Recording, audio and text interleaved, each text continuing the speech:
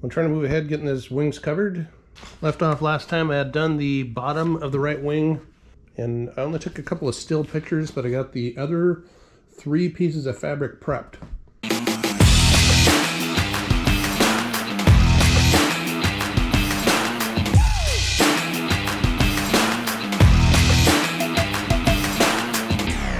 So I recycled my trick where I take this piece of fabric for the right wing and I put it upside down or inside out, however you want to look at that, on top of the left wing, and that enabled me to hold it in place and just feel through here and trace the edges of all the ribs and just a single line for all of the false ribs.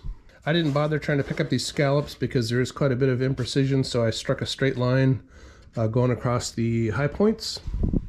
What I started with was a piece of tape which I struck along the edge here that wrapped around sufficiently to give me more than my 5 centimeters that are required. And then I taped the fabric. Of course, again, this piece of fabric was on the wrong wing, so it was a little bit of risk. This was the mark I made on the upper surface, which I have not yet done to this wing here. And then this was on the lower surface, which is for the upper piece of the fabric. And I started with this mark down here and then decided that was too much and rolled it back to this point. And that is what I made marks. Undoubtedly you cannot see. I didn't make a line on here yet. I just made the tiniest of marks and taped the fabric on. Anyway, with the fabric taped, again, inside out on the other wing, and then clamped at the trailing edge, and I'll have to refer to still photograph again for that. Then I was able to feel through the fabric, trace around here, and then come back with a single edge razor blade and drop this on, because of course it makes all these big bulges in the fabric and keeps everything from being straight. But with a cut, then this becomes the center of the universe, just like that forward lift strut attached fitting did for the rear. And by the way, I have looked in the Kitfox manual. Of course, you do that after you've screwed something up. It does have you put in the metal doublers, both of them actually in place. And then when you start thinking about the way this works, well, I was worried about trying to make this fit in the right spot. If you had that one in originally, you could hook it over that one and this would drop right in place. No brainer. Yet another place I spent too much time thinking about it. But again, still have all my fingers and it's coming out fine. Anyway, so with this piece of fabric taped to this wing, got that hole cut here, did all my tracing. Then today I got a little bit of help, took this piece of fabric and set it on top of this wing where it goes. And here's the money shot right here. With it centered over the fuel cap, comes right to my tape line, which is honestly much better than I was expecting. I thought I'd probably have to move it about 1/8 of an inch, because when I did a quick look earlier, it looked like super close, like about that, looks like about 1/8 inch off. And that's just because it's sitting on here a little bit skewed. So this point right here in front of the fuel cap, as long as it lines up with the tape, then I can shift the rest of it around until it also fits right up against the tape. So I'm going to peel this back. I'm going to gotta trim that edge still.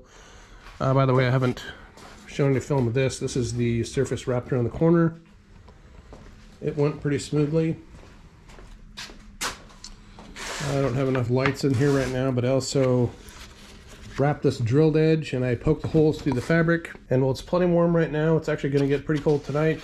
Tomorrow is supposed to be 70 some odd degrees, but it's Thursday and I have to work, so I either have to fake my death or try and get off early. And as always, the limitation of the Oratex is that you not only have to store the adhesive so that it's above freezing. In this case, 41 I believe is the absolute minimum temperature Fahrenheit wise. They recommend above 50. And so that also includes after you paint the adhesive on, but before you get the heat gun on. So what else? Looking in the Better Fabrics manual, they do strongly suggest that you use a wide finishing tape.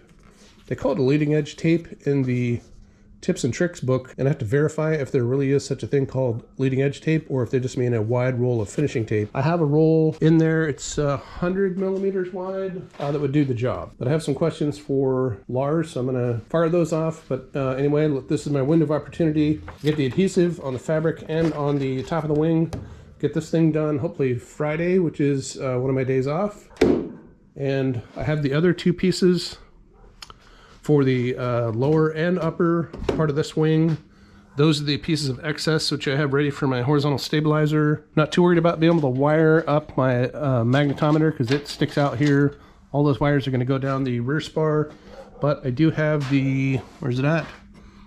Pitot tube platform. So I'm going to be doing that gap 26 platform install as soon as I get the bottom fabric on here. And those tubes for the pitot and also the AOA vane are going to go out here and also down the rear spar. So one of the things that's going to happen once I get these covered and shrunk and the tips at least remounted temporarily is haul these wings to the airport. I'm going to put them on the fuselage. It's one of those sit in the airplane, make noises thing. I'm also going to weigh the airplane again at that point, so I'll get a little closer idea of where I'm at on that.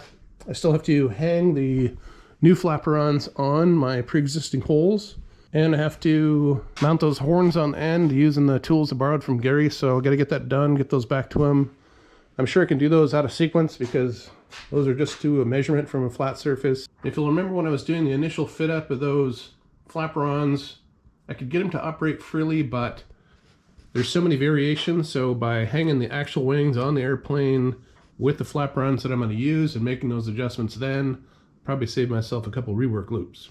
And by the way, you can see a wrinkle right here.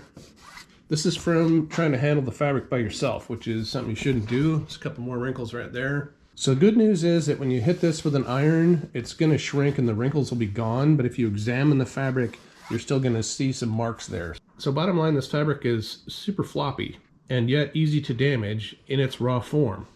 So if you take a tip from me, it's don't be like me. Get some help every time you need to unroll a big section of this fabric.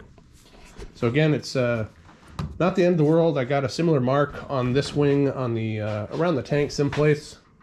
One of these days, if you're around me, I can show you where these mistakes are. Not the end of the world, but if you're not careful, you can damage this fabric permanently and need to get a new piece. So word of warning. So the unfortunate news for me is before I had my day off where I could get this fabric on, I took a tumble over a porch rail about 5 feet onto the pavement, messed up my shoulder, hit my head, but thankfully I'm Scottish, so no damage there. I'm on the mend, but I've really only got one arm at the moment.